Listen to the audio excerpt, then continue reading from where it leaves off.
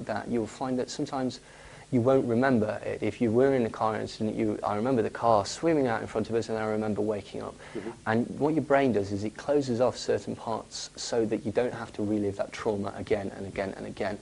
Now, if you sort of understand how the brain works, you can manipulate this and you can use it to your own means. What trauma-based mind control is shattering the mind through trauma, making it dissociate into separate compartments like a honeycomb.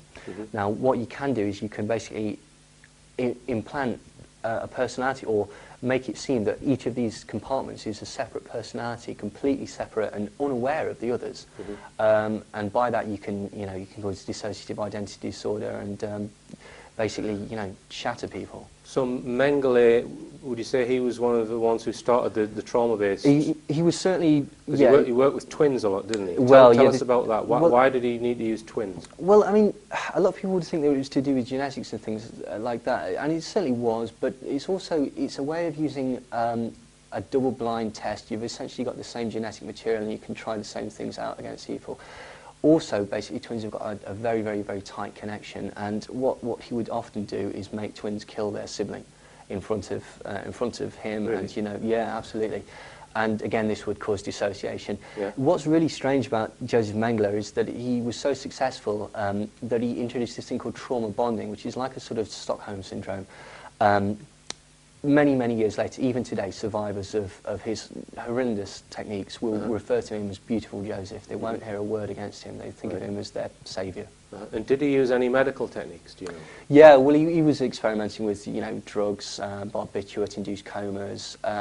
They basically ran the whole gamut, and this was available to them because obviously they were at places like Auschwitz where they had a regular supply of human experiment, people that they could experiment on.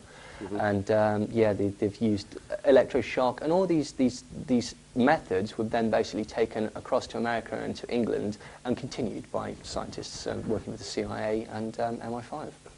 CIA and MI5, and in the Nuremberg trials, when the Nazi leaders were on trial, is it Ewan Cameron? Ewan Cameron. Ewan Cameron. Yes. Tell us about him. Well, Ewan Cameron was he was actually based in Canada for the majority of his time, and he was interested in a thing called de-patterning and psychic driving. Essentially, he sat on the board for the tribunal for Nuremberg, prosecuting the German Nazis, doctors, yeah. yes, for their human experimentation, whilst at the same time carrying out exactly the same experiments. What he essentially did was, as we know with Operation Paperclip, a lot of German scientists were moved back to America anyway, and their research was just carried on. And it was, it's highly hypocritical that Ewan Cameron was doing exactly the same things to patients, unknowing patients, members of the public, that he was prosecuting Nazis for.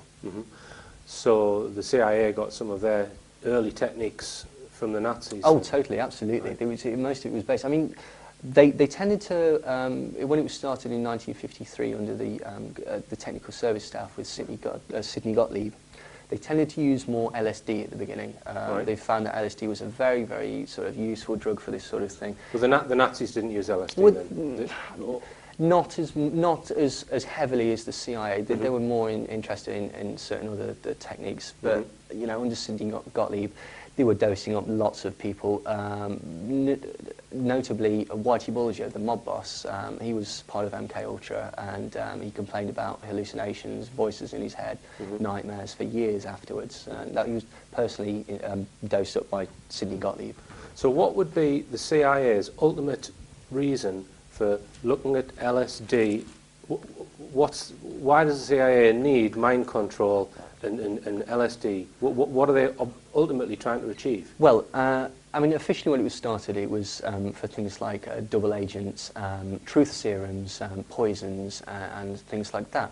But also you could use it for hypno-programming, like basically dropping a large amount of information into people's brains and using them as unwitting human computers, spies, essentially.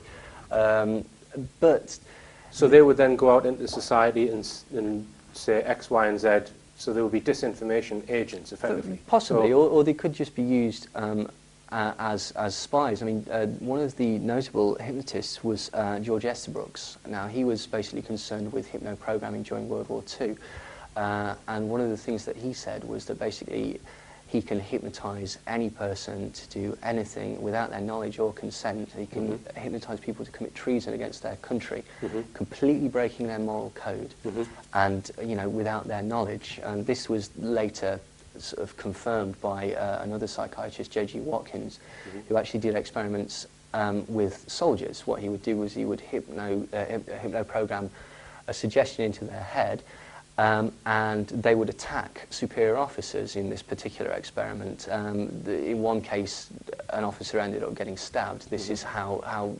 absolutely total the control can be. And George Estabrooks would say that the key to this is to shatter a person's mind, to create multi-personality or dissociative identity through hypnotism.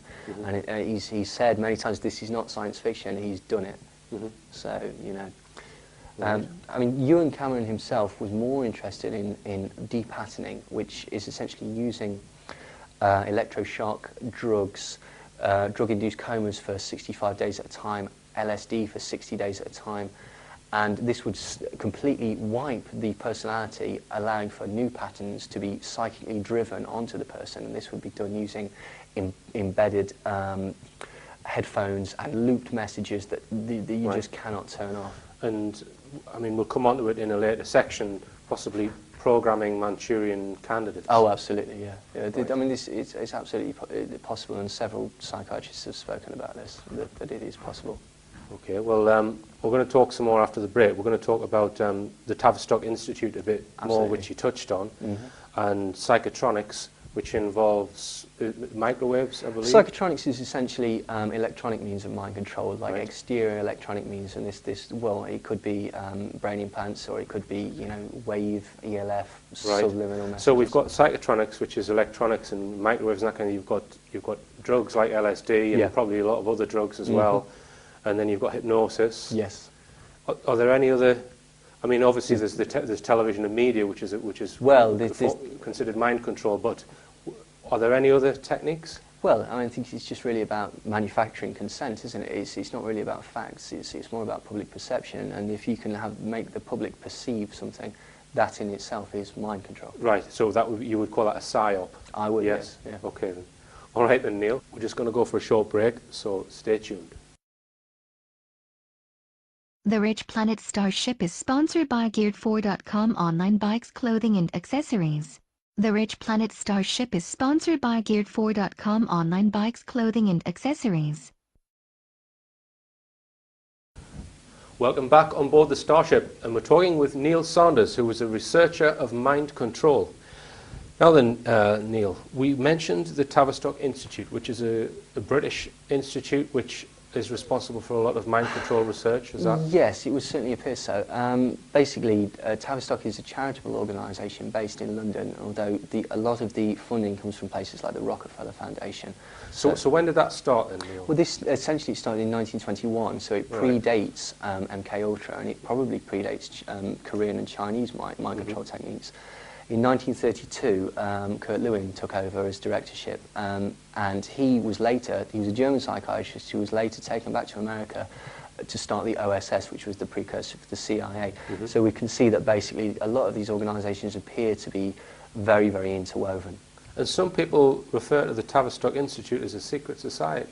Well, it's certainly got elements of secret societies in it. I mean, it refers to its psychologist as an invisible college, which basically harks back to sort of, mystery religions and such like that. And also, its principal sort of raison d'etre is to reduce society back to a blank state. What it's